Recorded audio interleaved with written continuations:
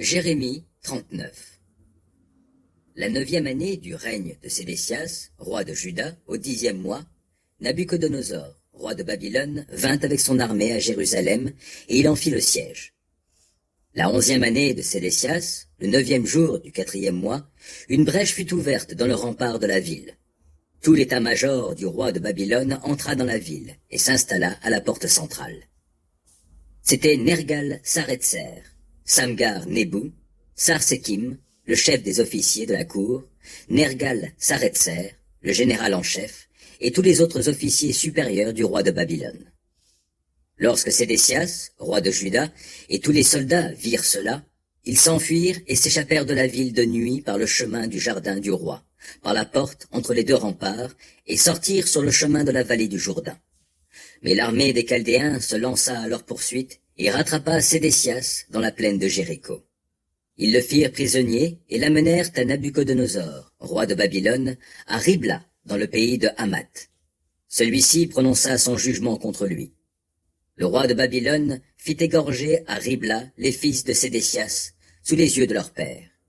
Il fit aussi égorger tous les notables de Juda. Puis il fit crever les yeux à Sédécias et le fit lier avec une double chaîne de bronze pour le déporter à Babylone.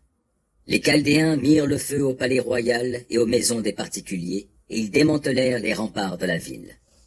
Nebuzaradan, chef de la garde royale, déporta à Babylone le reste de la population qui était demeurée dans la ville, ceux qui s'étaient déjà rendus à Nabuchodonosor et ceux qui restaient du peuple. Mais il laissa dans le pays de Juda une partie des pauvres de la population, des gens qui ne possédaient pas de biens, et il leur donna alors des vignes et des champs.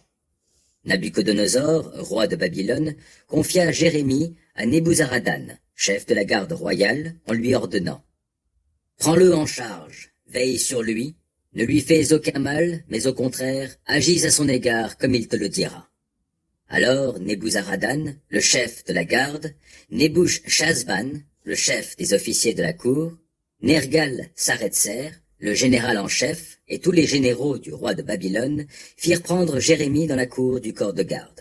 Ils le confièrent à Guédalia, fils d'Ahikam, petit-fils de Shaphan, qui le laissa rentrer chez lui. Jérémie demeura donc au milieu du peuple. L'Éternel adressa la parole à Jérémie pendant qu'il était encore emprisonné dans la cour du corps de garde. « Va parler à Ebed-Mélec, l'Éthiopien, et dis-lui: Voici ce que déclare le Seigneur des armées célestes, Dieu d'Israël.